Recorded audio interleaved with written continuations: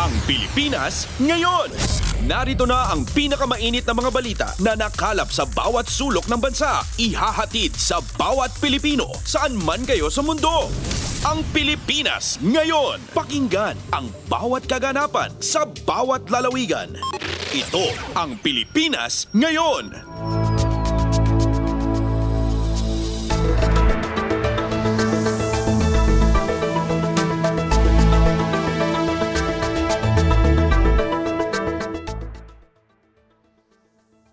Magandang araw sa ating mga tagapakinig. Welcome po muli sa ating programang Ang Pilipinas Ngayon. Napapakinggan po ninyo saan mang bahagi ng mundo sa pamamagitan ng ating hipilang Radyo Pilipinas World Service ng Presidential Broadcast Service. Napapakinggan po tayo sa Radyo Pilipinas World Service audio streaming sa inyong mga PBS receiver app at sa Radyo Pilipinas World Service official Facebook page at YouTube account. Ito po si Bea Gaza de Guzman. Samahan po ninyo ako sa kabuuan ng ating programa ngayong araw. Kapapalooban pa rin po ng mga panayam, mga mahahalagang balita mula dito sa ating bansa kasama ng mga segmentong business, sports, showbiz at ang mga ulat mula sa iba't ibang rehiyon ng Pilipinas. Antabayanan po at sasainin na sa ilang sandali ang kabuuan ng ating programang Ang Pilipinas Ngayon. Mga kaganapan sa Kamaynilaan at mga kalapit na lalawigan dito sa Ang Pilipinas Ngayon. Sa ating mga balita, bumaba na sa blue ang alert status ng National Disaster Risk Reduction and Management Council o NDRIMC Operations Center. Ito ay matapos ang serye ng malalakas na pagyanig sa mga lalawigan ng Cebu at Davao Oriental kamakailan. Batay sa inilabas na memorandum na pirmado ni Office of Civil Defense OCD Deputy Administrator for Operations Assistant Secretary Cesar Idio, lumipat na sa early recovery phase ang kanilang operasyon. Dahil dito pinayagan ng makabalik sa kanilang units ang mga detailed duty officers. Habang mananatili namang aktibo ang Virtual Emergency Operations Center bilang pangunahing mekanismo ng komunikasyon ng mga ahensya ng pamahalaan. Pagtitiyak ng NDRIMC tuloy-tuloy pa rin ang gagawing pakikipag-ugnayan sa mga kinauukulang ahensya at pagbabantay sa mga apektadong lugar. Kumpleto, detalyadong balitaan, di papahuli sa mahahalagang kaganapan. Kamustahin ang inang bayan, ang Pilipinas ngayon. Siyempre, nagpapatuloy pa rin po ang paghahatid ng tulong sa mga apektado ng lindol at bagyo. Bagamat nabanggit po natin kanina na bumaba na po sa blue alert status. Kaya naman, upang ibigay pa rin po natin ang impormasyon patungkol po sa pagbibigay tulong sa mga apektado ng sakuna, makakasama po natin live via Zoom si Sir Carlo Villacorta, ang Vice President po ng Public Affairs and Special Events Division ng Social Security System o SSS, para po alamin natin kung ano po yung mga tulong na binibigay pa rin natin sa mga apektado ng lindol kahit na bumaba na ito sa blue alert status. Magandang araw po, Sir Carlo. Si Bea Gaza de Guzman po ito ng Radyo Pilipinas World Service.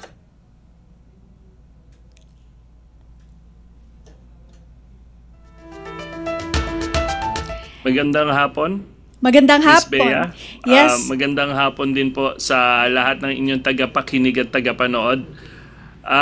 Miss Bea, hindi ko lang masyado marinig. Ayusin po natin, sir. How about now po? Okay na po ba? Yes. Okay na. Okay. Maraming salamat, sir, sa pagpapaunlak sa amin. Ito nga po, sabi nila na bumaba na po sa blue alert status yung ating response dyan sa mga apektado ng lindol. Pero kahit magkagayon man po, syempre nagpapatuloy pa rin po ang pagbabahagi natin ng tulong. Kaya naman po, nakita kasi namin na meron daw pong ino-offer na assistance yung ating SSS. Ano po ba yung tulong ng SSS sa mga apektado pa rin ng lindol, lalo na po sa south itong sa Davao Oriental, sir? Yes, so Miss Bea, ang SSS po ay nag-activate ng aming Calamity Loan Program para sa affected members ng SSS na nakatira o nagtatrabaho sa Davao Oriental. Opo. Ito po ay inactivate ng SSS noong October 16 at hanggang November 15 po or 30 days po ay maaaring makapag-apply ng calamity loan ang mga apektadong miyembro ng SSS, Miss Bea. Basta sila po ay nakapaghulog man lang ng 36 total contributions at yung 6 doon, Miss Bea, ay dapat nasa loob ng nakaraang 12 buwan. Okay. Ibig sabihin, actively contributing dapat yung miyembrong naapektuhan ng lindol sa Davao Oriental. Miss Bea, masamantala ko na rin po, no? Yes po, go ahead. Tuloy pa rin po ang calamity loan program din ng SSS para doon po sa mga nasalanta ng bagyong Mirasol, Nando, Opong at nung lindol sa Cebu. Okay. Ayan naman po ay inactivate namin no October 2 at hanggang October 31 po ay pwede pong mag-avail yung mga miyembrong apektado ng mga bagyo at ng lindol sa Cebu up to October 31 po. So maraming salamat po sa pagkakataong ito, Miss Bea, na ma-announce po natin yan sa publiko. Yes, lalo na po doon sa mga nasa private sector, no? Kasi yun yung nakasasakop sa SSS. So kung kailangan po ninyo ng tulong, ayun, yung mga nabanggit ni VP Carlo na calamity loan program na available po, pwede nyo pong i-avail. Speaking of pag-a-avail nito, VP Carlo, paano po ba at saka sino-sino po yung mga qualified? Opo, so online po ang ating pag-apply ng calamity loan, Miss Bea. Kailangan po ay may online account ang mga miyembrong mag-a-apply at nakapag-enroll po dapat sila ng disbursement account na tinatawag. Okay. It's usually the disbursement account is a bank account, but we also accept electronic wallet accounts. So dapat yan yung dalawang mahalaga na may online account na sila at may disbursement account na naka-enroll. Okay. Doon naman po na sa mga miyembro mas gustong pumasyal sa branch ng SSS at mag-apply in person, pwede naman po. Kahit po sa branch ng SSS ay online pa rin, ngunit gamit lamang ang computer at internet ng SSS at syempre po ay may gagabay na member service representative namin. Okay. So muli, ang makakapag-apply ay yung may 36 na hulog man lang at 6 doon ay nasa loob ng nakaraang 12 buwan at siyempre po, dapat yung nakarehistrong address nila o ng employer nila ay doon sa nasasapawan ng mga lugar na nadeklarang under state of calamity, Miss Bea. Okay. And sir, magkano raw po, may mga nagtatanong kung pwede pong, kung magkano po yung pwedeng i-loan, sir? Opo, Miss Bea, ang halaga po na pwedeng ma-loan sa calamity loan program na SSS ay depende po sa ating pinaghuhulugan na salary bracket. Okay. Ang pinaka-maximum po ay 20,000 pesos ang maaaring mautang sa aming calamity loan program, Miss Bea. Okay, ayun, 20,000. Malaki-laki na rin po yun. And VP Carlo, paano po ang pagpoproseso sa pagbabayad sa loan, if ever? Pinadali na rin po ba ang ating sistema sa payment? Yes, pinadali na rin po, Miss Bea, pwede pong online. Okay. So, 24 months po ang loan term sa calamity loan. Maaari pong mag-generate ng payment reference number ang mga individual members na mag-a-apply ng calamity loan.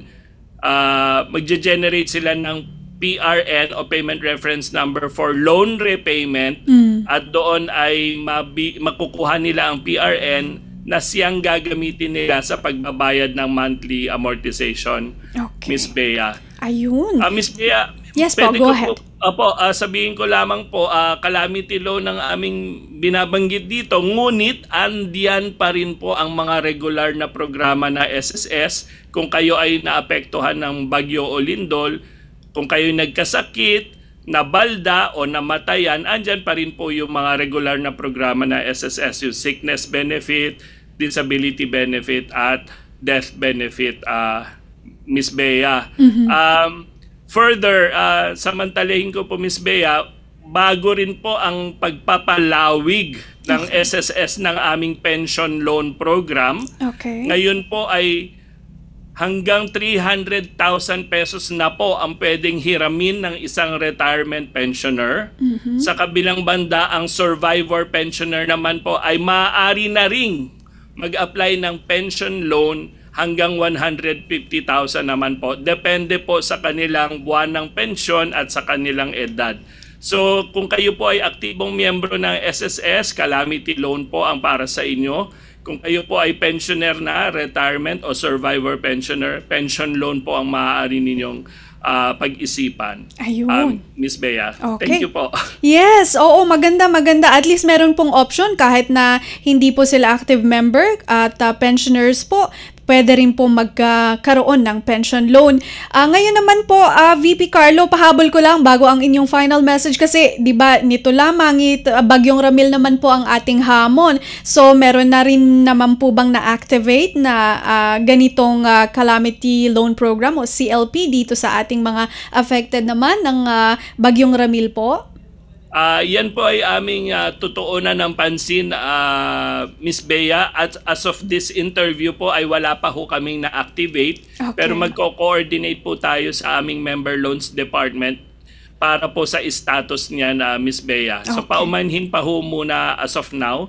Pero andyan pa rin naman po yung ating mga regular loan programs like yung salary loan po for those who need immediate cash po. Okay. Alright. VP Carlo, ang inyong final message na lang po sa ating mga tagapakinig at tagapanood dito po sa Radyo Pilipinas World Service. Maraming salamat Miss Bea para po sa mga naapektuhan ng bagyo at lindol na mga miyembro na SSS. Kapit lamang po tayo. Andito po ang SSS. Napakarami po ng ating mga programa at mga pautang na maaaring makatugon o makatulong po sa inyo. Bigyan niyo po ng pagkakataon na pasyalan ang aming website, sss.gov.ph. Kung kailangan niyo po ng tulong, ito po yung tatawagan niyo, pwedeng 1455 o kaya po ay mag-email kayo dito sa usaptayo@sss.gov.ph. Mag-reach out lang po kayo sa SSS at gusto po namin kayong tulungan. Maraming salamat po Miss Bea dito sa Radyo Pilipinas World Service sa pagkakataong ito. Maraming salamat po, VP Carlo. Naku, thank you po sa inyong oras at mabuhay po kayo. Ingat po, sir. Kayo din po.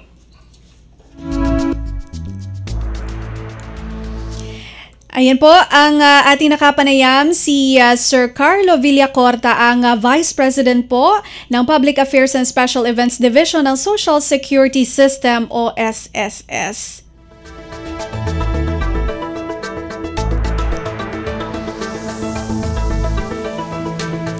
Sa pagpapatuloy po ng ating balitaan ay kilos pampangulan na naman po tayo. Pinangunahan ni Pangulong Ferdinand R. Marcos Jr. ang pagbubukas ng Mining Philippines 2025 International Conference and Exhibition sa Grand Hyatt Manila sa Bonifacio Global City o BGC Taguig ngayong araw. Kasama nito ang Department of Energy at Chamber of Mines of the Philippines o COMP. Tampok sa conference sa mga oportunidad mula sa fiscal at regulatory reforms, lalo na sa critical minerals development, sustainable resource management at infrastructure growth. Sa dalawang araw na aktibidad, pinagtitipon-tipon ang pangunahing mga lider mula sa mining industry upang magbahagi ng kaalaman, magpresenta ng solusyon at bumuo ng kolaborasyon sa paghubog ng kinabukasan ng pagmimina sa Pilipinas. This administration shares a common vision of a responsible, inclusive, and climate-resilient mining in the country. Every operation must be consistent with our environmental commitments, including the Paris Agreement, the Philippine Energy Plan. We must power the future without endangering the earth that sustains us. Irresponsible mining has no place in our nation. We will strictly enforce the laws against practices that destroy forests, that poison rivers, that endanger lives. Mining should build communities, not burden them. Regarding the revenues from mining, it must bring tangible benefits to the people. The wealth from our soil should translate into schools for our children, hospitals for families, and roads that link people with opportunities. Most importantly, we are strengthening transparency and accountability of the sector. The Filipino people deserve to know how their resources are being managed, for these are their treasures as much as they are the nation's. Si Pangulong Ferdinand R. Marcos Jr. Pasada ng mga balita mula sa Pilipinas para sa mga Pilipino saan man sa mundo. Ang Pilipinas ngayon.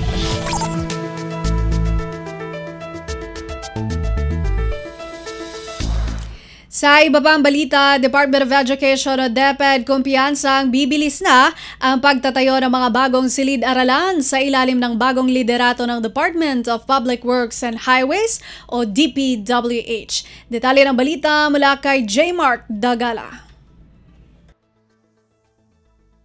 Nagpaabot ng kumpiyansa ang Department of Education sa bagong liderato ng Department of Public Works and Highways sa katauhan ni Secretary Vince Dizon. Ito ang inihayag ni Education Secretary Sani Angara kasunod ng kanyang pagkadismaya sa naging pagbubunyag sa pagdinig ng Senado na 22 silid-aralan lamang ang naipatayo na nakalipas na administrasyon ng DPWH sa kabila ng 17,000 target na maipatayo ngayong taon. Ayon kay Angara, hindi katanggap-tanggap na 22 silid-aralan lamang ang naipatayo ng DPWH sa kabila ng pondong ibinigay at tulong mula sa kagawaran. Una rito ay nagpalabas ng pahayag ang DepEd na bukod sa DPWH ay nais na rin nilang buksan ang pagpapatayo ng mga silid-aralan sa mga lokal na pamahalaan, AFP Corps of Engineer o sa pribadong sektor. Dahil dito, kanilang sisikapin na tupirin ang direktiba ni Pangulong Ferdinand R. Marcos Jr. na makapagpatayo ng 40,000 silid-aralan pagsapit ng 2028. In fairness to Sec Vince, bago naman ho siya. Kaya feeling ko bibilis dahil nakita ko dito sa mga kalamidad, bumilis na rin ang reaksyon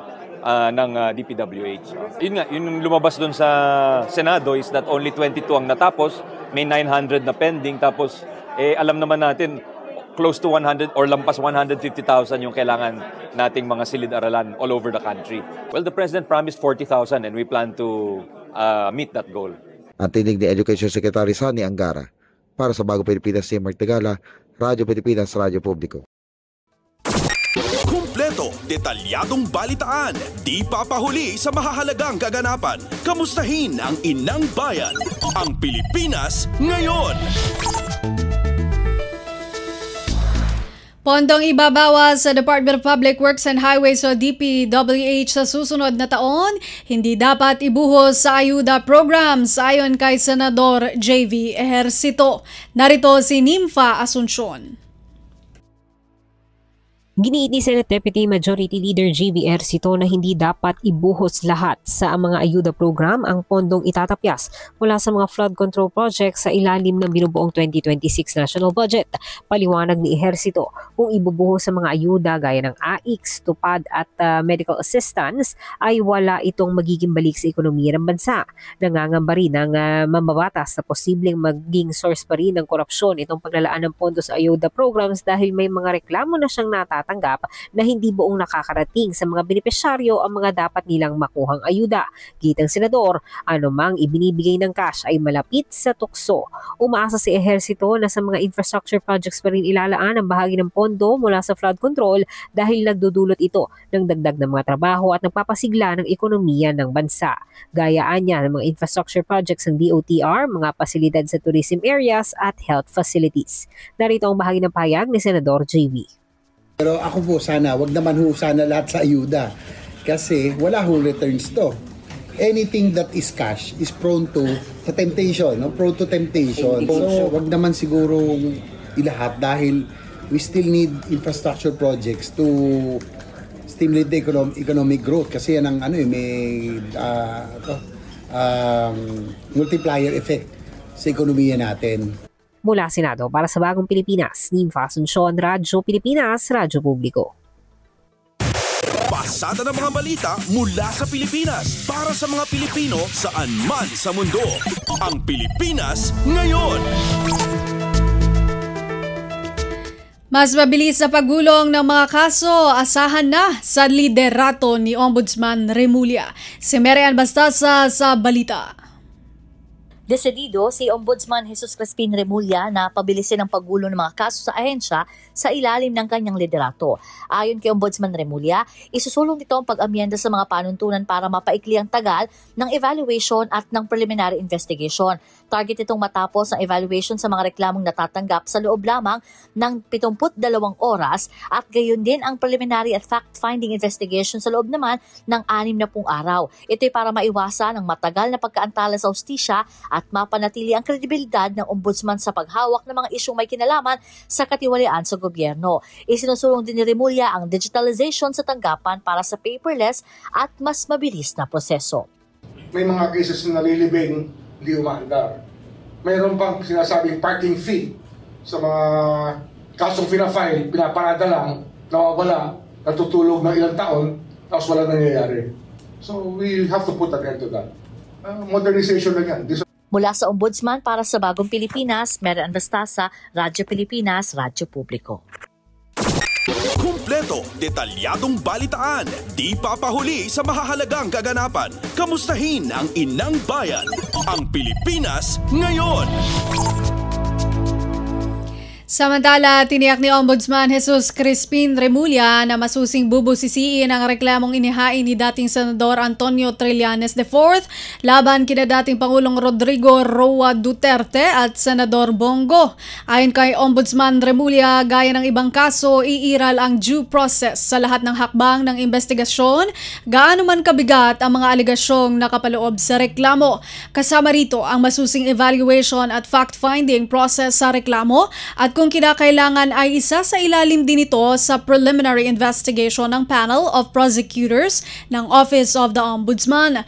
Batay sa reklamo ni Trillanes, lumabag umano sina Duterte at Go sa Plunder Law o RA 7080, Anti-Graft and Corrupt Practices Act o RA 3019 at Code of Conduct for Public Officials RA 6713, kaugnay sa umano'y paggawad ng halos 7 bilyong pisong halaga ng mga proyekto sa kumpanyang pag-aari ng ama ni Senador Go. Ayon kay Ombudsman Remulla, kritikal ang evaluation sa inihaing reklamo para matukoy kung may basehan ito at kung kinakailangang isama ito sa mas malawak na investigasyon hinggil sa flood control project anomaly.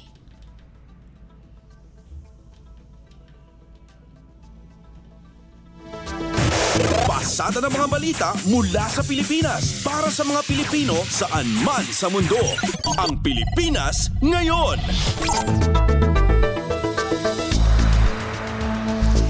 Mga overseas Filipinos maaari na mag-invest ng kanilang retirement funds sa Bangko Sentral ng Pilipinas o BSP. Si Melanie Valdes Reyes sa report.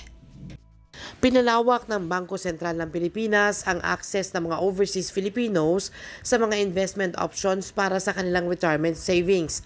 Ayon sa BSP, ito ay sa pamamagitan ng pagbabago sa mga patakaran ng Personal Equity and Retirement Account Unit Investment Trust Funds.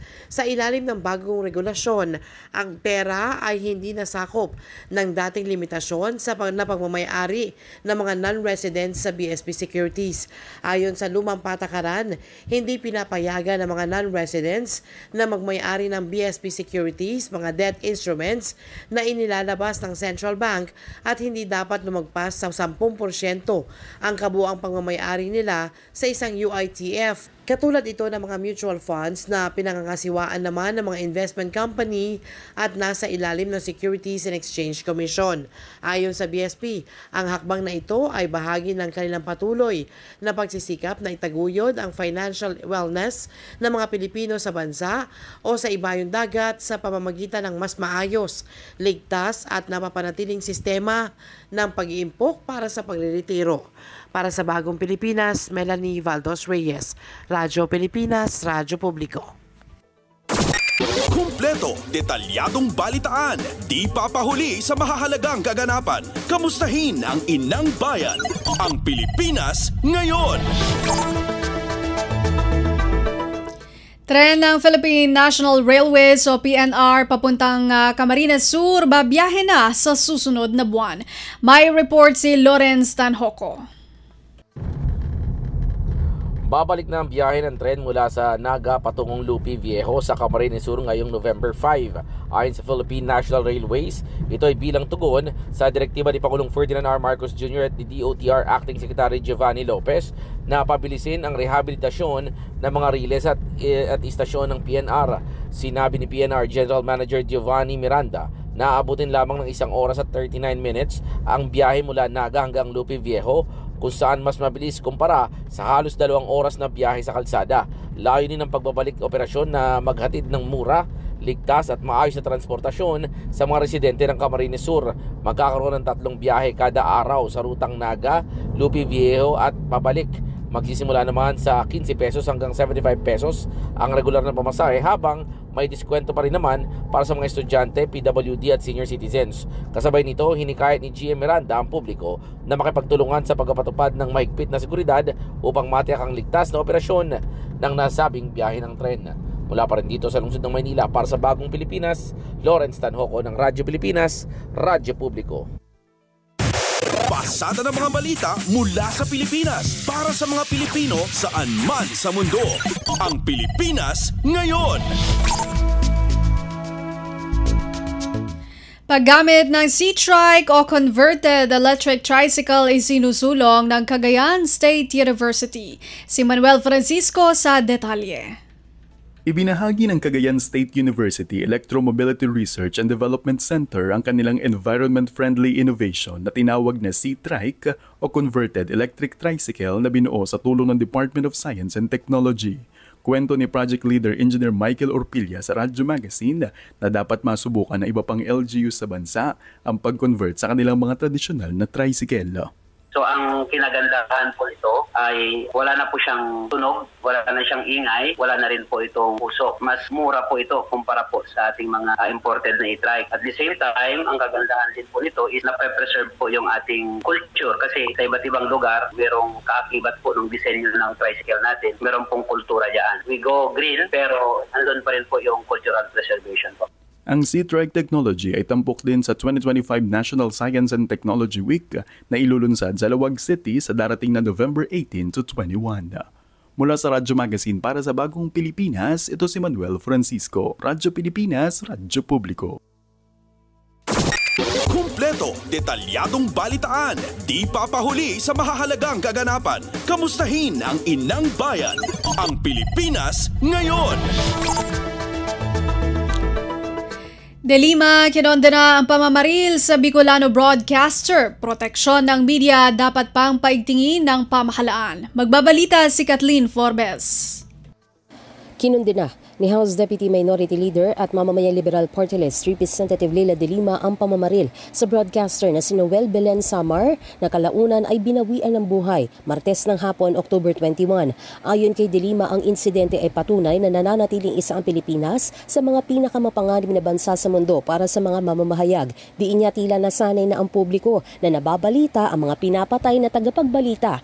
Normal lang ang pangre-red tag o panggigipit sa nagsisiwalat ng katotohanan. Binitikos din niya na tila nagiging karaniwan na ang pag-atake ng mga troll laban sa mga kritiko ng maling gawain at katiwalian habang patuloy na nananatiling mailap ang hustisya para sa mga biktima ng karahasan laban sa media. Punto ni De Lima, ang mga walang saysay na pamamaslang at panghaharas sa mga mamamahayag ay nagdudulot ng chilling effect sa tinaguriang ika-4 na haligi ng demokrasya, ang media. Kaya maigting niyang panawagan na kumilos ng seryoso ang administrasyon upang bigyang hustisya ang mga biktima ng karahasan laban sa mga mamamahayag at magpatupad ng konkretong hakbang para sa kanilang proteksyon. Para sa Bagong Pilipinas, Kathleen Forbes, Radyo Pilipinas, Radyo Publiko. Pasada ng mga balita mula sa Pilipinas para sa mga Pilipino saan man sa mundo. Ang Pilipinas Ngayon.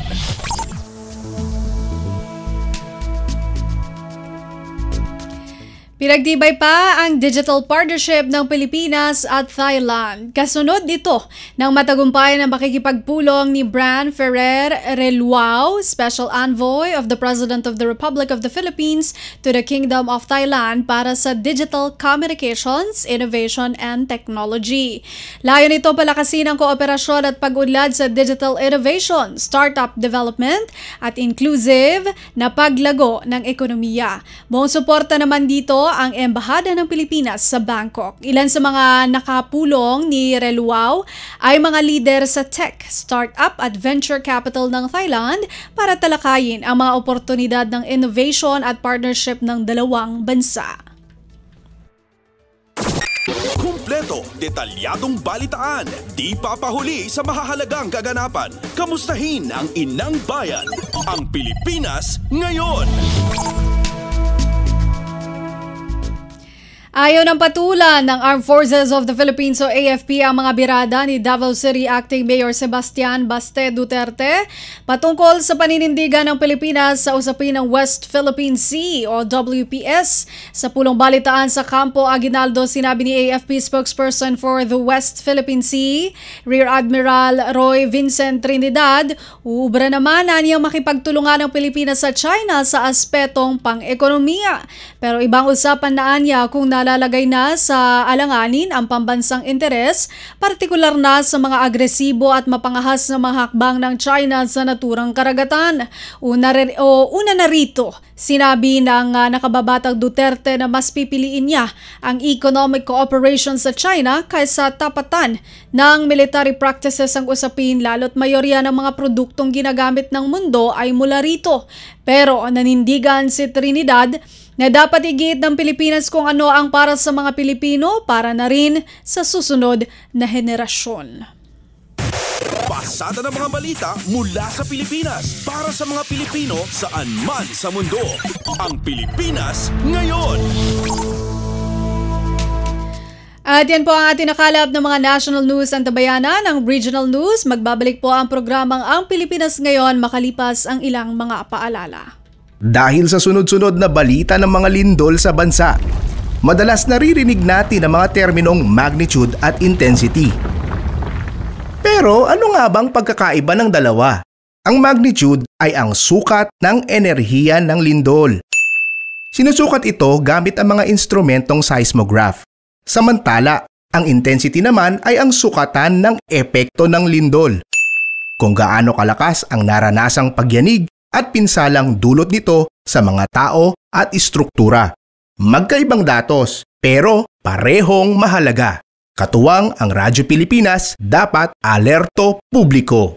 Mas pinadali na ang government transactions sa tulong ng eGovPH Super App. Pwedeng-pwede mo nang magawa ang lahat ng ito. I-download ang eGov app sa iyong smartphone o tablet mula sa App Store o Google Play Store. Pagkatapos, ilagay ang iyong mobile number at i-authenticate gamit ang one-time PIN o OTP para marehistro ang iyong account. Saka ilagay ang iyong mga pangunahing impormasyon at kumpletuhin ang facial recognition technology para sa verifikasyon ng iyong pagkakakilanlan. Para sa mas mabilis at mas maayos na serbisyong panggobyerno, gamitin na ang eGovPH Super App.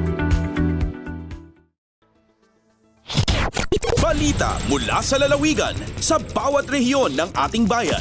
Dito sa Ang Pilipinas Ngayon.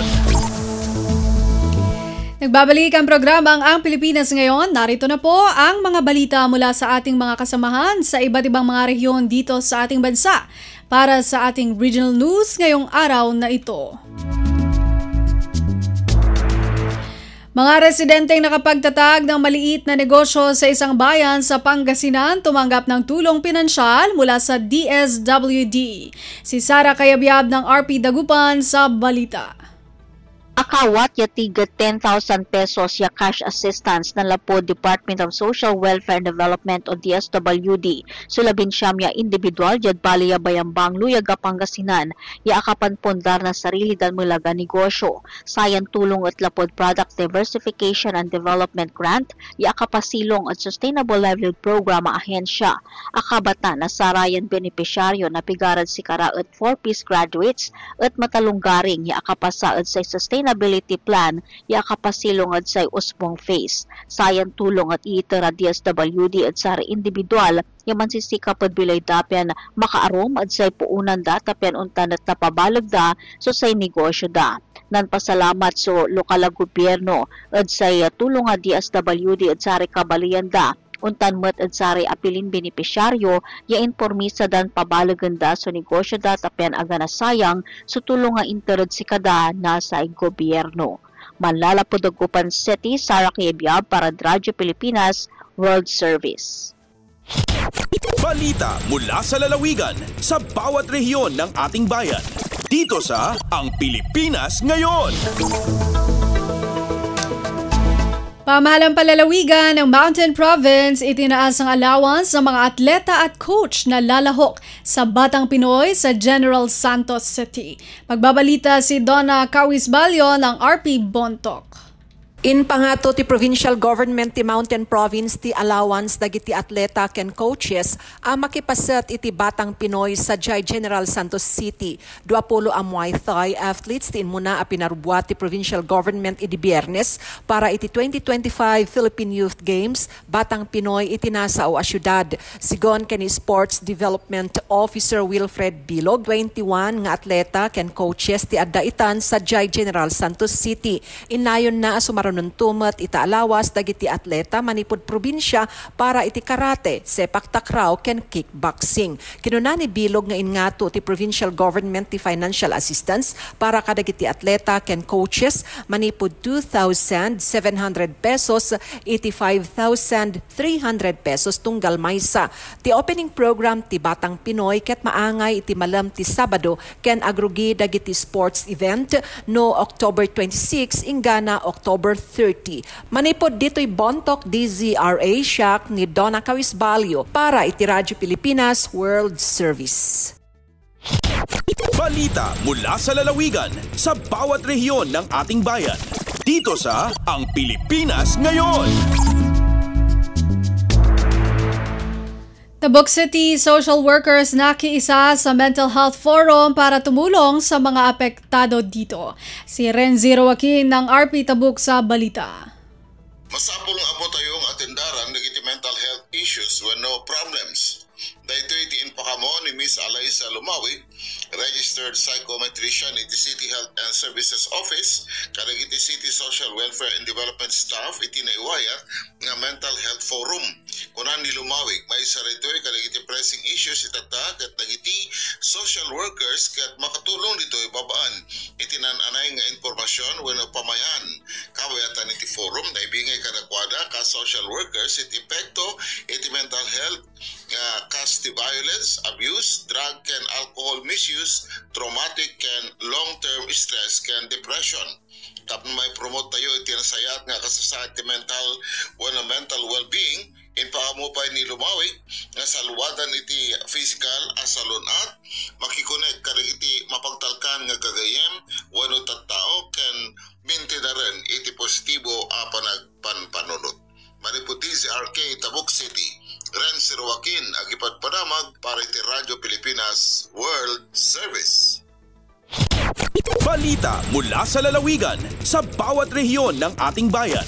Dito sa Ang Pilipinas Ngayon. Fuel subsidy ipinamahagi sa mga magsasaka at mangingisda sa lalawigan ng Marinduque. Detalye mula kay May Formaran ng RP Lucena. Ipinamahagi ang fuel subsidy ng DA Mimaropa sa mga magsasaka at mangingisda sa probinsya ng Marinduque. Ayon sa provincial government, nasa 434 na magsasaka ang tumanggap ng tig 7,000 pesos na fuel assistance, habang mahigit sa 620 na mangingisda ang tumanggap ng tig 3,000 pesos mula sa BIFAR. Ang fuel assistance na nasa special provision ng number 5 ng General Appropriations Act para sa taong 2024 ay naglalayong magbigay ng tulong pantustos sa mga marginalized sector. Naniniwala ang pamahalaang panlalawigan ng Marinduque na may maitutulong ang fuel assistance sa sektor ng mga magsasaka at mangingisda. Mula sa RP Lucena, ito si May Formaran para sa Radyo Pilipinas World Service. Balita mula sa lalawigan sa bawat rehiyon ng ating bayan. Dito sa Ang Pilipinas Ngayon.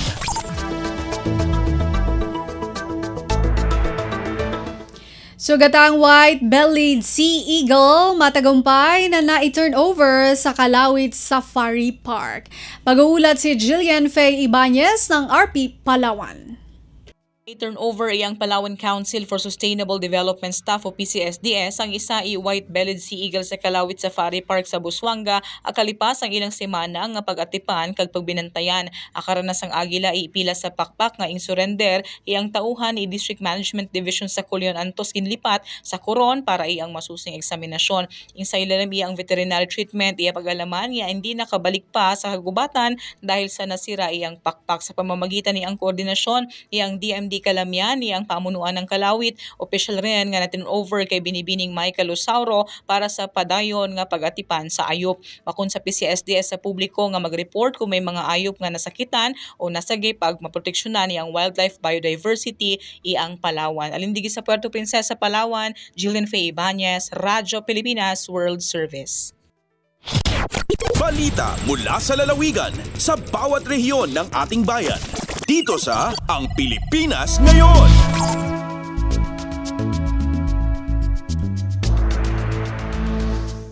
Fourth phase ng konstruksyon ng Calbayog Airport Bypass Road natapos na. Narito ang report ni Suzette Pretencio ng RP Calbayog. Nakumpleto na ang konstruksyon sa Calbayog Airport Bypass Road basar sa Department of Public Works and Highways o DPWH Samar 1st District Engineering Office. Ginpondohan ang proyekto sa ilarom sa General Appropriations Act o GAA Fiscal Year 2025 nga may kantidad nga 43.7 million pesos. Ginkokomponer ini sa 288 meters Portland cement concrete pavement nga may upat nga lanes nga may kahilapad nga 3.35 meters kada usa. Kalakip liwat ang 1,197 meters bike lane ngan sidewalk sa parehas nga ligid, paver blocks, concrete barriers ngan thermoplastic paint. Nagtikang ang bypass road sa Sitio Talahib, Barangay Trinidad nga nagkokonekta yana sa diversion road sa Barangay kag Salawsaw. May kabugusan nga kahilaba ang proyekto sa 1.19 kilometers nga gintikangan sa tuntuig 2022. Ginlalauman nga makakabulig ini sa pagpahaluag sa trapiko, labi na kung pagsasaraduhan na san kaap ang parte sa daang Maharlika para sa era pagpahilawig ngan magahatag liwat ini san mas taluwas ngan mahapsay nga biyahe para sa mga motorista ngan pedestrian. Tikang sa Radyo Pilipinas Calbayog, ini si Suzette Pretencio para sa Radyo Pilipinas World Service. Balita mula sa lalawigan sa bawat rehiyon ng ating bayan. Dito sa Ang Pilipinas Ngayon. Techno-Push Farmers Field Day and Forum isinagawa sa bayan ng Cantilan, Surigao del Sur. Mag-uulat si Raymond Aplaya ng RP Tandag. Malampusong gipagayon ang Techno-Push Farmers Field Day and Forum dito sa Barangay Kalagdaan, lungsod sa Cantilan, Surigao del Sur. Gisugdan na maong kalihukan pinagi sa usa ka farm walk sa demonstration site ni Farmer Cooperator Mark Anthony Orquia nga may pakita sa mga teknolohiya susama sa Rice Crop Manager o RCM o -1 element technique o MOET. Gipasugda mao aktibidad sa Department of Agriculture kon DA Philrice Agusan ubos sa pagpamuno ni Project Lead Alona Tape o gitambungan usab ni Municipal Mayor Rodrigo Ilyasar, Agriculture Committee Chairman SB Member Romeo Emmanuel Arzargon o OIC Municipal Agriculturist Mark Anthony Calang.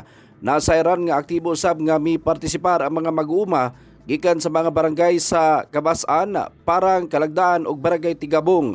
Nahuman ang maong programa pinaagi sa usa ka open forum nga nagsiguro sa kamahinungdanon sa pagdawat o paggamit sa mga moderno nga mga teknolohiya sa humayan aron nga mapalambo ang lokal nga pagpanguma. Gikan sa Radyo Pilipinas Tandag, kini sa Raymond Aplaya alang sa Radyo Pilipinas World Service. Balita mula sa lalawigan sa bawat rehiyon ng ating bayan. Dito sa Ang Pilipinas Ngayon. Aqua Silviculture Eco-Tourism Project sa Omar Sulu, formal lang sinimulan. Balitang hatid ni Fatma Gino ng RP Hulo. Piaguhanan ni Mayor Abdul Baki Ajibun sina Omar iban ni Chancellor Nagdar Abdurrahman sa Mindanao State University Sulu. Adunay ni nga Ministry of Agriculture, Fisheries and Agrarian Reform Sulu pagauhanan hi Provincial Director Engineer Alfie Iribani in ribbon cutting iban pag-umbok sinabok Memorandum of Agreement aming baynat sin paggatag na sin Mangrove Aqua Silviculture Ecotourism Project ha Barangay Angilan na nasabot kauman. In project aming manantuhi sin pagasambo iban pag-ukab sin mataod mga opportunity hal kabuhianan iban ecotourism development ang mga raayat sin Omar. Aming manunjo kini pa initiative si local government sin Omar, MSU Sulu iban si Mafar Sulu. Banga duno na kaunanayan na paahon in pag-umbok sin MOA antara sin Mafar Sulu iban sin LGU Omar. Hal sin nasabot project amuin na pagtawag-tawangan ini pasampuhon in pagpapanaw at mapagparakan hayni. Dahil RP Holoy ni Fatma Diligino para Radyo Pilipinas World Service. Balita mula sa lalawigan sa bawat rehiyon ng ating bayan.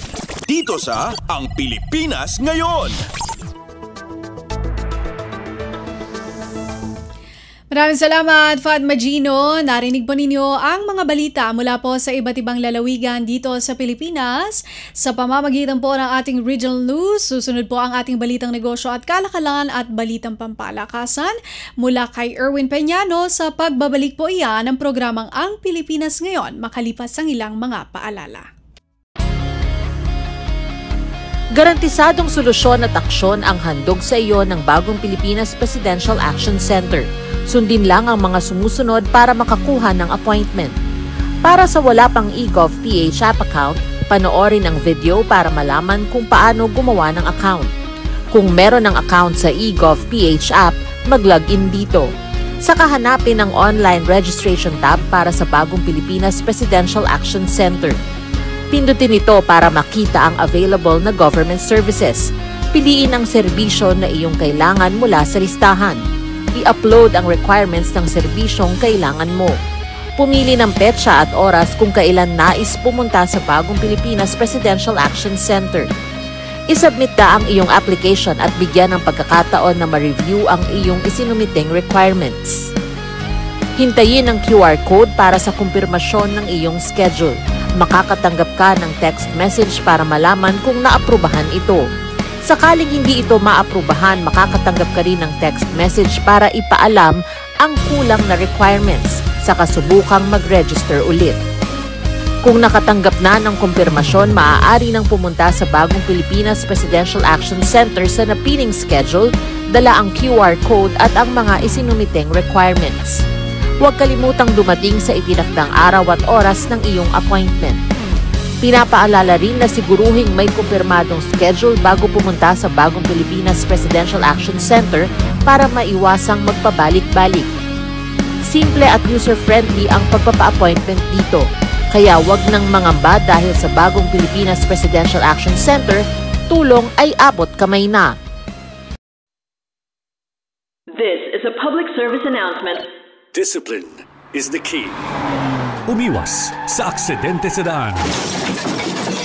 Ang pagmamaneho ay may kaakibat na responsibilidad, hindi basta mapaandar lang ang sasakyan.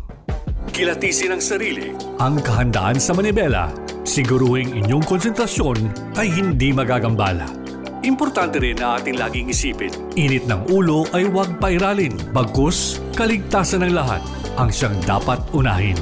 Isang mahalagang paalala mula sa Presidential Broadcast Service at Radyo Pilipinas, Radyo Publiko, 738. This is a public service announcement. Public service announcement from PBS, Presidential Broadcast Service at Radyo Pilipinas, Radyo Publiko, 738. Lagay ng ekonomiya, kalakalan, negosyo at iba pa. Atin ang alamin dito sa Ang Pilipinas Ngayon.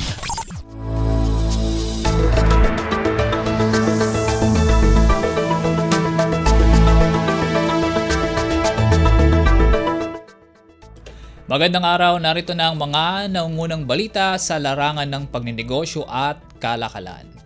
Binigyang diin ng pinuno ng Philippine Chamber of Commerce and Industry o PCCI ang pangangailangan sa agarang pagsasampa ng kaso laban sa mga sangkot sa korupsyon.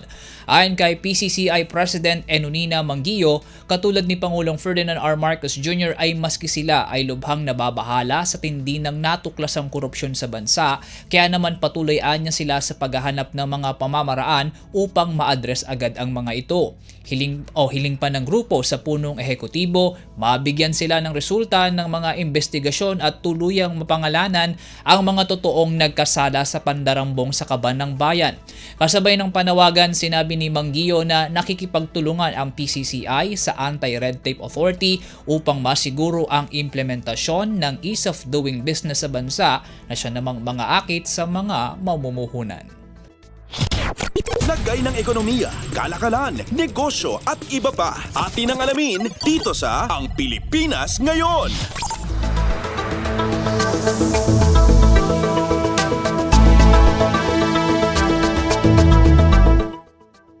Sa iba pang balita, pinalawig pa ng Bangko Sentral ng Pilipinas o BSP ang investment options ng mga overseas Filipino worker. Ito'y matapos i-exempt ng Bangko Sentral ang Personal Equity and Retirement Account o PERA Unit Investment Trust Funds o UITF mula sa umiiral na non-resident ownership rule kaugnay sa pamumuhunan sa BSP Securities. Ayon sa BSP, ang hakbang na ito ay sumasalamin sa mga pagsisikap ng institusyon para maisulong ang financial health at matulungan ang mga Pilipino na sa bansa man o sa ibayong dagat na makabuo ng secure at sustainabling retirement savings. Sa pamamagitan din nito ay natutulungang ma-develop ang private pension system ng bansa at napalalakas ang domestic capital markets. Sa alituntunin ng BSP, hindi pinahihintulutan ang non-residents na magkaroon ng BSP Securities, isang debt instruments na ini-issue ng Central Bank. Pinahihintulutan noon ang UITFs na mamuhunan sa nasabing securities basta't hindi lalampas sa 10% ang ownership ng non-residents. Sa amyendang ginawa, exempted na sa nasabing limit ang UITFs na accredited ng BSP bilang PERA UITFs. Ang UITFs na pinamamahalaan ng mga bangko at trust companies at nasa reglamento ng BSP ay pool funds mula sa individual investors na siyang bubuo sa diversified portfolio. Ito ay kalintulad ng mutual funds na pinamamahalaan naman ng investment companies at nasa reglamento ng Securities and Exchange Commission. Lagay ng ekonomiya, kalakalan, negosyo at iba pa. Atin ang alamin dito sa Ang Pilipinas Ngayon.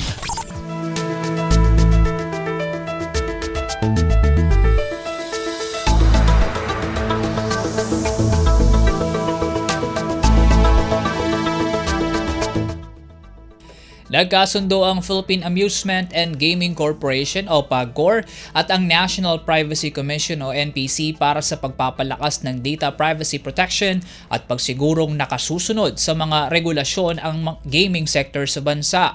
Ayon sa PAGCOR, salig sa nalagdaang kasunduan ng dalawang ahensya ay susolusyonan ang mga pagsubok hinggil sa data privacy, palalakasin ang stakeholder collaboration at isusulong ang secure at mapagkakatiwalaang gaming environment. Kapwa magpapatupad ang PAGCOR at NPC ng mga programa para sa private awareness, capacity building at policy development upang mapatibay ang privacy governance sa gaming sector. Ayon kay PAGCOR Chairperson at CEO Alejandro Tenco, gamit ang partnership na ito ay nabibigyang diin ang commitment ng ahensya para sa pag-secure ng personal data ng mga empleyado, licensees at gaming patrons nito. Para naman kay NPC Commissioner at Chairperson Henry Naga, isang importanteng hakbang ang partnership para sa pagsiguro ng personal data lalo't ang industriya ay may pinangahawakang malaking volume ng sensitibong impormasyon. Lagay ng ekonomiya, kalakalan, negosyo at iba pa. Atin ang alamin dito sa Ang Pilipinas Ngayon.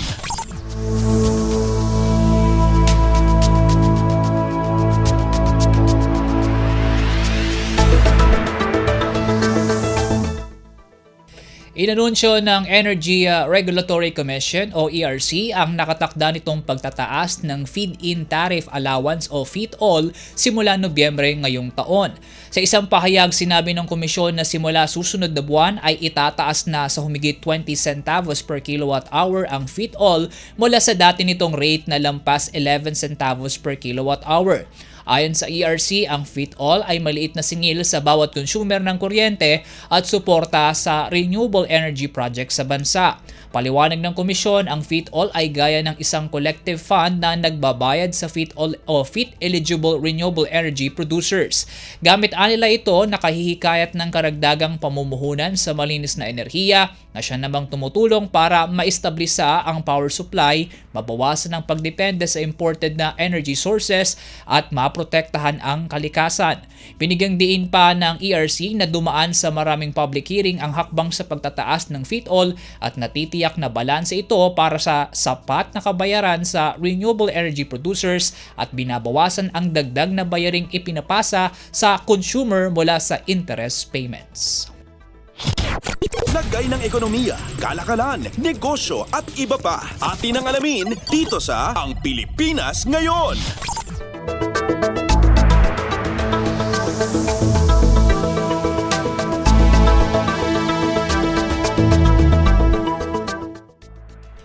Inanunsyo ng Megawide Construction Corporation ang pagkakaselyo nito sa kontrata para sa konstruksyon ng 1.2 billion peso Baguio City Integrated Terminal o BCIT project. Sa inilabas na disclosure ng Megawide, sinabi nitong natanggap nila ang Notice of Award kamakailan para sa nasabing Public-Private Partnership o PPP project. Ang proyekto na may 40-year lease ay itatayo sa 5 ektaryang lupain na sakop ng user-frank agreement sa pagitan ng lokal na pamahalaan at Bureau of Animal Industry ng Department of Agriculture sa Duntogan sa kahabaan ng Marcos Highway. Target na ng terminal na makapag-accommodate ng nasa 400 bus at matapos sa loob ng 2 taon. Kapag nakompleto, hindi na papayagang makapasok sa Central Business District ng Baguio City ang mga provincial bus. Lagay ng ekonomiya, kalakalan, negosyo at iba pa. Atin ang alamin dito sa Ang Pilipinas Ngayon.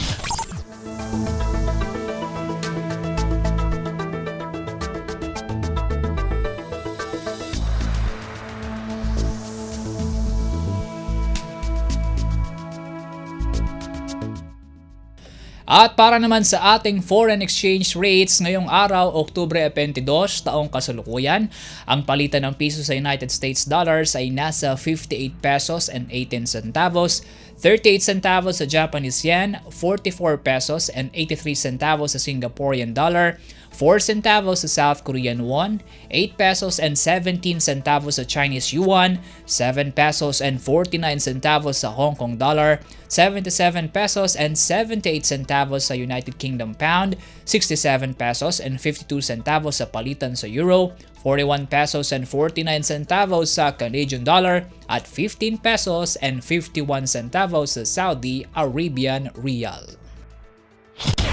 Lagay ng ekonomiya, kalakalan, negosyo at iba pa. Atin ang alamin dito sa Ang Pilipinas Ngayon.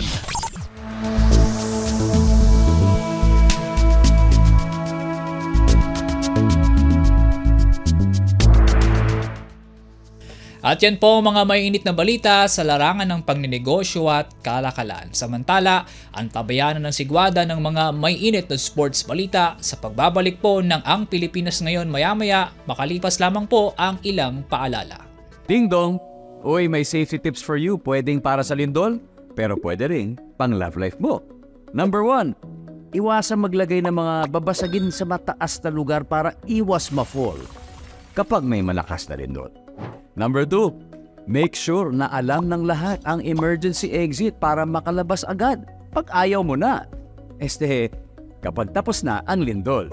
And number 3, speaking of exit, dapat may label. Mahirap kasi kapag walang label. Ang fire exit, fire extinguisher at iba pang emergency equipment. Simple tips para ligtas ang puso at sarili sa panahon ng sakuna. #panatag ang may alam. Maging panatag. nga ba mag-register para magkaroon ng schedule sa Bagong Pilipinas Presidential Action Center? Narito ang mga dapat gawin. Gamit ang iyong mobile device, pumunta sa eGovPH app. Pwede itong i-download mula sa Apple App Store o sa Google Play Store. Gumawa ng account. Ilagay ang email address, valid mobile number, pagkatapos ay makakatanggap ka ng one-time code sa iyong email. Gamitin ang code sa eGov app para sa verification ng iyong account at ng mga impormasyong ibinigay. Congratulations! Meron ka ng eGovPH app account. Pwede mo na ma-access ang iba't ibang serbisyo ng gobyerno kabilang ang mga serbisyo sa Bagong Pilipinas Presidential Action Center. Updates at pinakahuling mga usapin sa mundo ng palakasan. Atin ang pakinggan dito sa Ang Pilipinas Ngayon.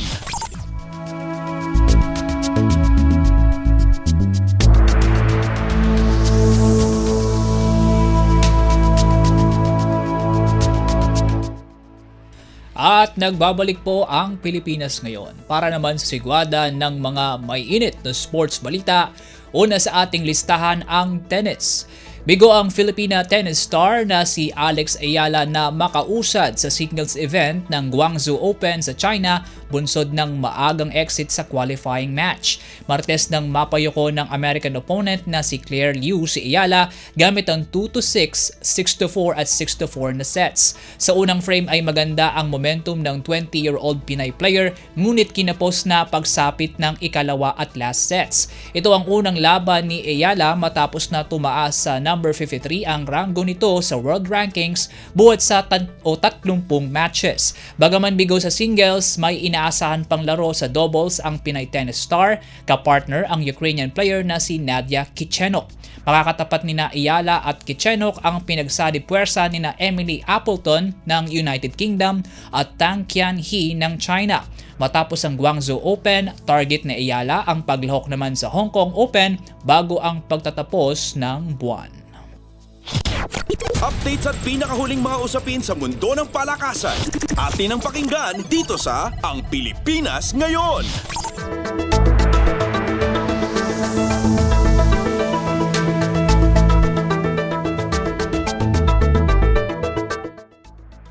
Mula tennis, lipat naman tayo sa pencaksilat. Sariwa pa mula sa matamis na panalo sa Asian Youth Games, target ni pencaksilat gold medalist Kram Airam Carpio na masundan ang pagbibigay karangalan sa bansa mula sa pagsabak sa 2026 Youth Olympics. Sa panayam ng Radyo Pilipinas 2 Sports 918 sa 16 anyos na si Carpio, aminado itong kinabahan sa match kontra Kiken Dwi Tata Olivia ng Indonesia lalo't ang pinagmulan ng opponent nito ang powerhouse ng pencaksilat. Isa rin anya sa nagpakaba sa kanya ang isang puntos na kalamangan ni Olivia sa first round, bagay na binawi naman ito paglaon mula sa pagiging kalmado at pakikinig sa kanyang coach. Mula sa naestablisang momentum ay ipinagpatuloy lamang ng Santa Cruz Laguna native ang focus sa match, dahilan para maitaguyod nito ang 33-19 romp sa pagtatapos ng laban at makalawit ang unang gintong medalya ng bansa sa nagpapatuloy na 3rd Asian Youth Games. Matapos ang asignatura sa Bahrain meet, sunod na inaasam naman ni Carpio ang makatapak sa Senegal para sa 2026 Youth Olympics. Umaasa siyang makapasok sa nasabing multi-sport event at makuha ang gintong medalya. Updates at pinakahuling mga usapin sa mundo ng palakasan. Atin ang pakinggan dito sa Ang Pilipinas Ngayon.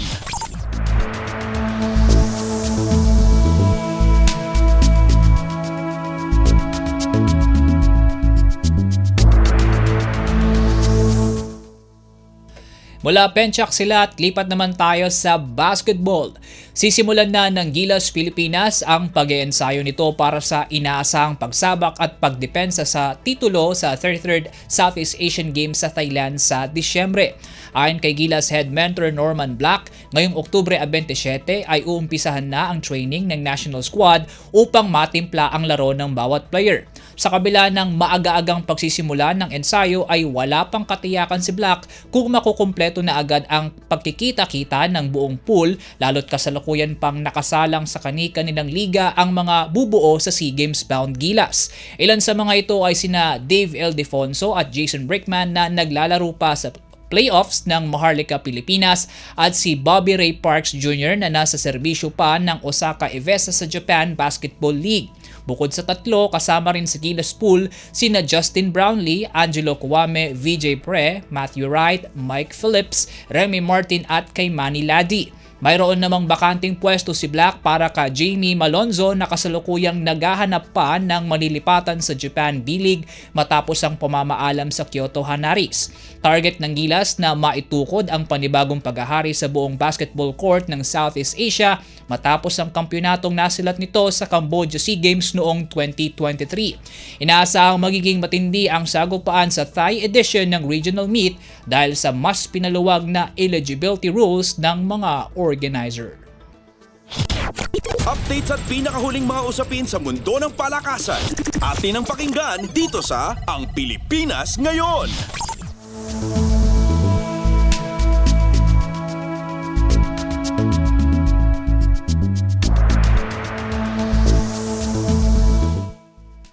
Mula basketball, baling naman tayo sa volleyball. Bagaman kapos sa opensa ay nagawa pa ring mabali ng signal ang matatag na palo ng PLDT dahilan para masilat nito ang panalo sa kanilang bakbakan sa PVL Reinforced Conference sa Smart Araneta Coliseum Martes ng gabi.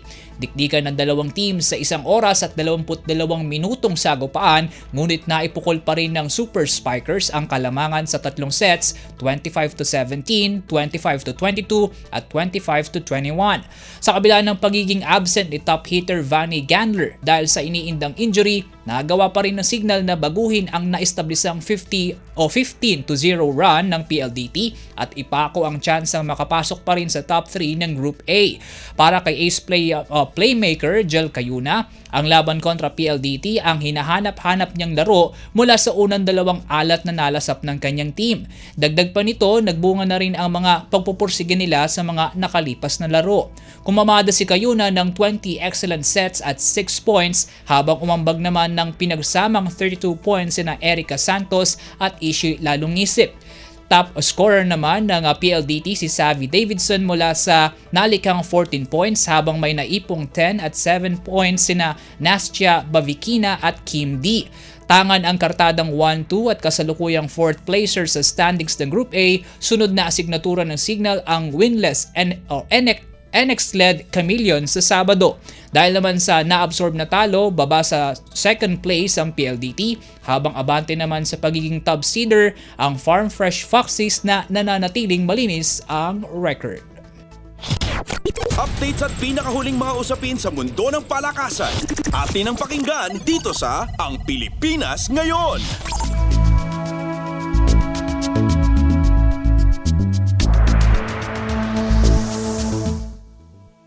At yan po mga balitang aming nakalap sa larangan ng palakasan. Para sa Radyo Pilipinas World Service, ako po si Win Peñano. Samantala, ang tabayanan ng mga may init na chika sa mundo ng showbiz, tampok sa balitang artista ni Steph Vicente maya-maya sa pagbabalik na Ang Pilipinas Ngayon matapos lamang po ang ilang paalala. Itinuloy na po natin ang zero balance billing. Libre po. Ibig sabihin, ang serbisyo sa basic accommodation sa ating mga DOH na ospital, wala nang babayaran ang pasyente. Ang dami pong challenge, hindi po namin alam kung saan namin kukunin, ganon, nag-iisip kung paano namin mababayaran. Siyempre po, masayang-masaya, super saya po dahil na zero billing po kami. Opo, malaking po talaga, malaking tulong po. Mabilis lang din po. Bayad na ang bill ninyo. Uulitin ko, wala nang kailangan bayaran ng pasyente basta sa DOH Hospital dahil bayad na po ang bill ninyo. Naiiyak ako kasi sobrang saya. Maraming salamat po, Mr. President Bongbong Marcos Jr. Hindi kami nagkamali ng taong ihinalal. time to celebrate kulturang Pinoy, tradisyon, musika, sining, literatura at iba pa. Anything and everything fun and Filipino. Ito ang Pinoy Kultura. Naaalala niyo pa ba ang mga katagang ito? Amoy pawis, amoy araw. Ano ba yan? Puro sugat ka na naman! Bakit wala na naman kapares yung tsinelas mo? Ang dungis mo! Ma! Tama na! Ayos lang, di ba? Masaya naman tayo naglalaro sa kalye ng sipa, patintero, agawang base, habulan, jolen, trumpo, text, at marami pang iba. Some Filipino games just show how creative we are. All we need are players and nothing else. Ang saya balikan ng ating kabataan. Kain, tulog, laro, laro, at laro. O ano, game na? Pagkabilang kong 3, nakatago na kayo! Yan ang Pinoy Kultura because our culture is cool. This is a public service announcement. Maging handa sa oras ng sakuna. Para sa iyo at sa iyong pamilya, laging siguruhin. Go Bag ay nakahanda at naglalaman ng mga sumusunod. Ilang pirasong damit, ready-to-eat na pagkain at inuming aabot ng 3 araw. Personal na gamit para sa inyong hygiene. First aid kit kabilang ang alcohol, bandages, gamot sa lagnat, ubo at sipon, pati na rin ang inyong vitamins at maintenance medicines. Maglagay ng pito, flashlight, lighter o posporo. Huwag kalimutan ang mga charger o power bank. At higit sa lahat, isama ang mga importanteng gamit gaya ng inyong mga legal na dokumento, IDs, ATM o passbook, insurance at iba pa. This is a public service announcement. Public service announcement from PBS, Presidential Broadcast Service, and Radyo Pilipinas. Ang latest, ang hottest sa showbiz and entertainment. Heto na sa Ang Pilipinas Ngayon.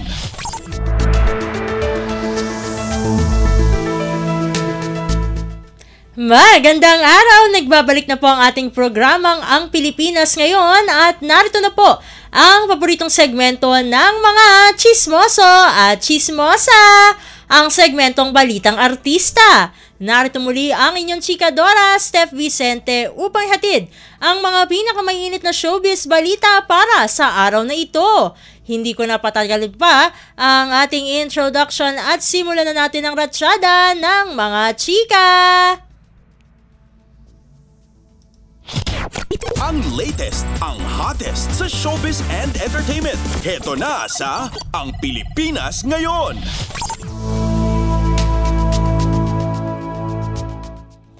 Mabilis kung mabilis ang sagot ni Raymart Santiago sa mga pahayag ni Estrella Inday Barreto, ang matriarch ng pamilya Barreto, na umano'y inabuso niya ang kanyang dating asawang si Claudine Barreto na bunsong anak nitong si Inday.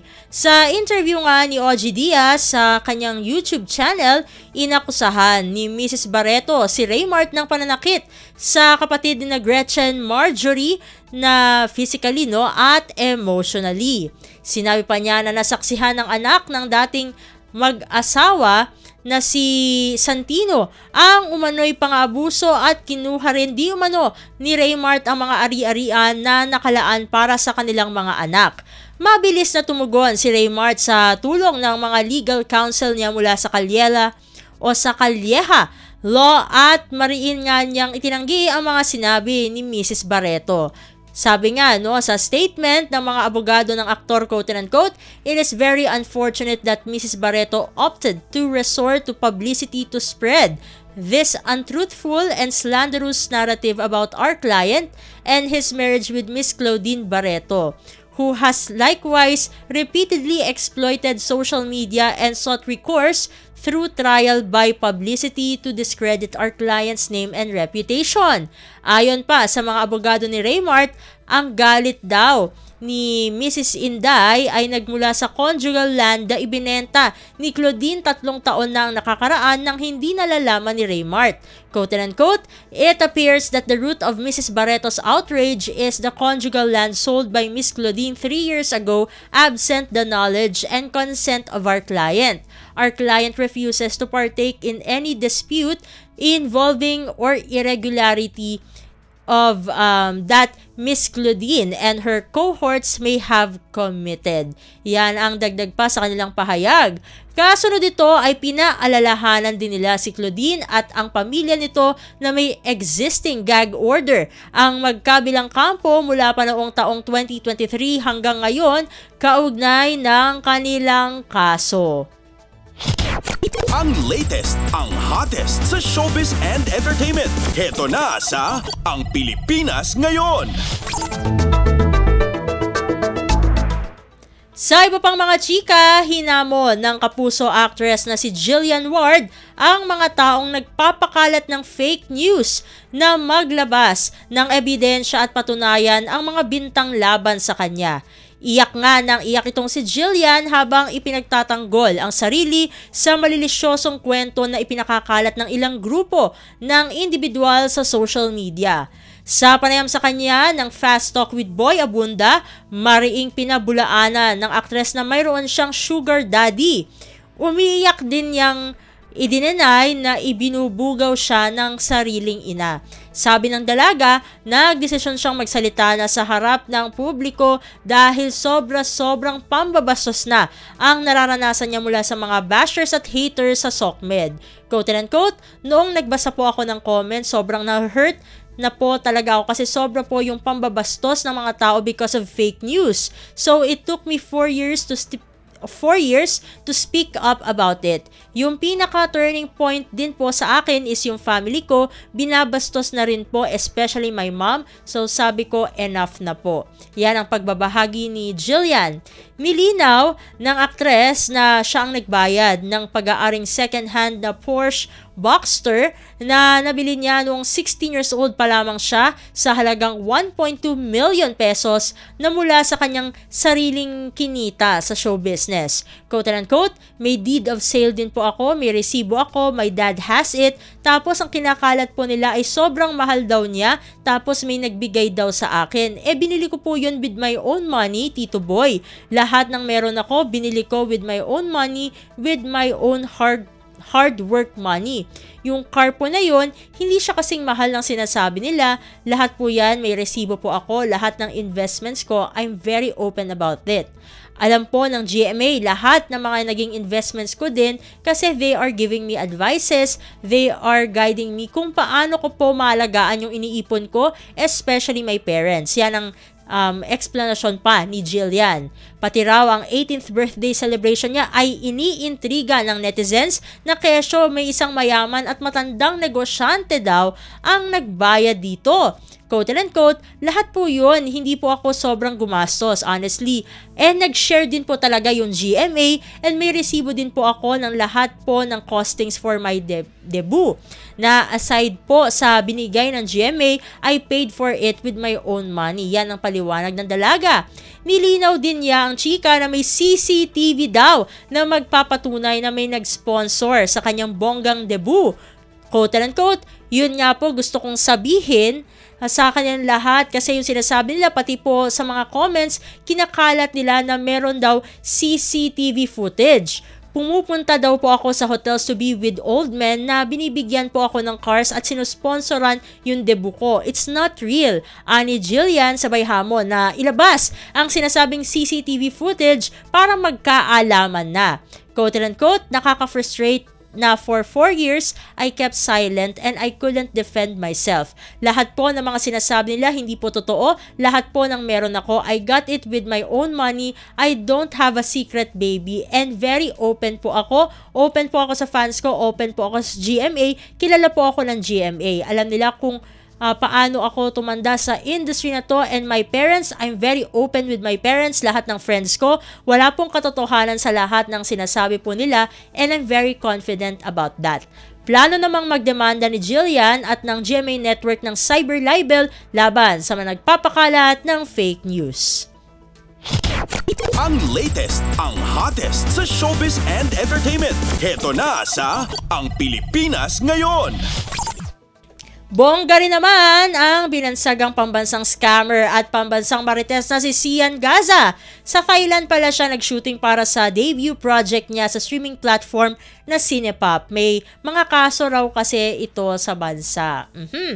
Loverboy ang title ng nasabing proyekto ni Sian, bukod pa yon sa Gazalong. At nang usisain kay Direk Albert Langitan na humahawak ng 2 vertical series ng controversial na internet personality kung nag-workshop ito, quote and quote, in fairness kay Sian, magaling siyang umarte, para siyang natural actor, maybe because alam naman natin si Sian kapag nagva-vlog siya or kapag chumichika siya ng kanyang mga chismis, umaarte rin lang siya kasi sa totoo lang nakausap ko si Sian Iba yung totoong pagkatao ni Sian kapag kausap mo siya sa ordinaryong sitwasyon, pero iba rin siya kapag nagva-vlog siya. So magaling siyang umarte, nakapag-create siya ng persona na kilala natin ngayon. Yan ang dagdag na impormasyon ni Direk Albert. Ang tanong, nakaka-one take lang ba itong si Sian o may mga retake din siya? Quote and quote, maraming eksena na one take lang kasi ang na-observe ko kay Sian Gaza, matalino talaga siya. Almost perfectionist siya, hindi siya pumupunta sa set na hindi niya memorize yung script,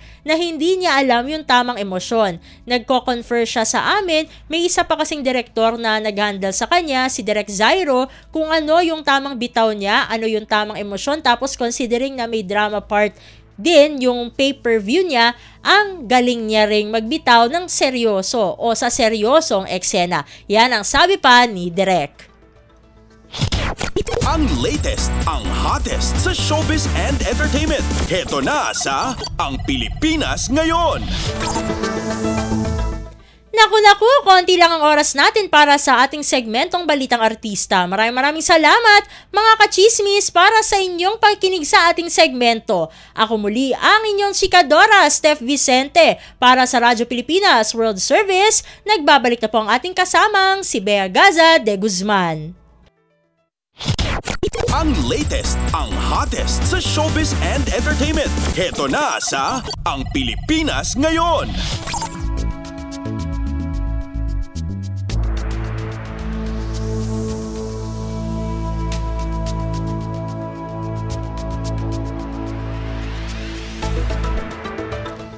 At yan po ang kabuuan ng ating programa, ang Pilipinas Ngayon. Maraming salamat sa ating mga nakasama sa technical side, Ginamilo Junela, Susan Aison, Anthony Pimentel, Hiro Lucero at Justin Osia sa ating Warcast.